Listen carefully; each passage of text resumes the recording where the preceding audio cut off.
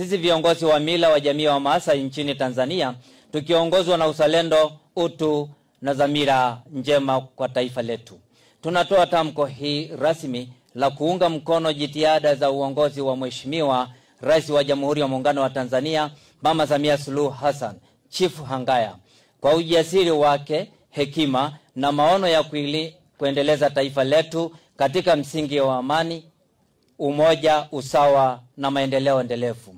Tunatambua mchango mkubwa wa Mheshimiwa Rais katika kuimarisha ustawi wa jamii zote nchini, hususan jamii za wafugaji na makundi mengine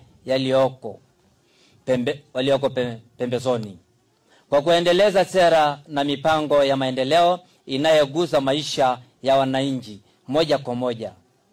Tunatoa wito wa jamii yote ya wafugaji wa Kimaasai na wananchi wote kwa ujumla kujitokeza kwa wingi tarehe 29 Oktoba 2025 kushiriki kikamilifu katika uchaguzi mkuu wa taifa letu kwa amani, utulivu na umoja, na kupiga kura kwa Mheshimiwa Rais wetu Mama Samia Suluhu Chifu Hangaya. Tuwe nguzo wa amani, nuru ya matumaini na urithi wa dhamani kwa taifa letu.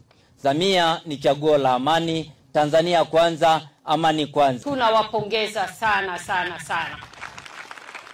Ninafahamu tamko hilo mmelitoa nyie wenyewe, mkiwa mmeona na mkiwa mashuhuda wazuri wa kazi kubwa nzuri alizofanya Dr. Samia Suluhu Hassan.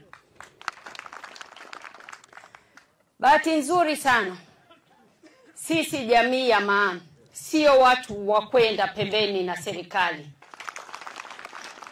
Na moja ya vitu muhimu sana ambavyo binadamu yoyote anapenda ni kuthaminiwa, kuheshimiwa na kutambulika kazi kubwa nzuri anayoifanya.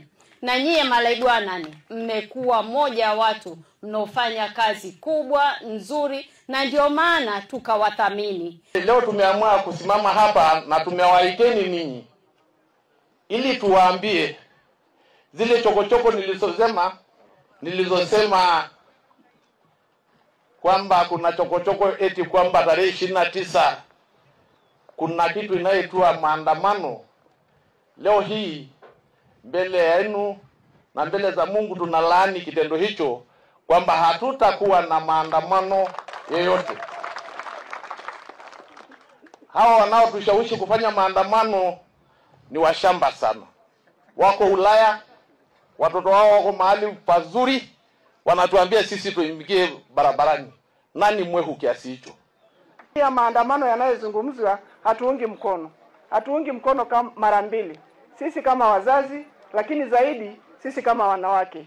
Manake katika maandamano siku zote kutakuwa na shida nyingi za kifamilia, ambayo yakipatikana mimi kama mama ndio nitakayeumia zaidi.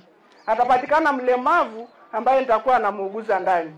Atapatikana kipofu ambaye amesababishwa ndani ya maandamano yale. Kwa hiyo tunalaani na tunamuomba Mungu maandamano yasitokee kabisa. Naombeni wazazi wote tukatae hayo maandamano yasitokee. Kwa nini yatokee sasa? Mbona hayajatokea wakati mwingine?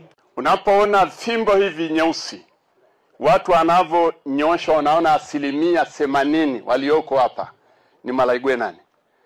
Japo pia tumeongeza wazee maarufu kutoka maeneo hayo kwa ajili ya ujumbe huu. Lengo kubwa ni kueneza ujumbe huu katika wilaya zetu zote Tanzania nzima, na jamii yetu, kabla hata hatujakuwa na mtandao wa simu, lakini tulikuwa na simu yetu ya asili. Tunapenyesha kila jambo na tunaungana kwa pamoja, na tukishaamua inakuwa hivyo.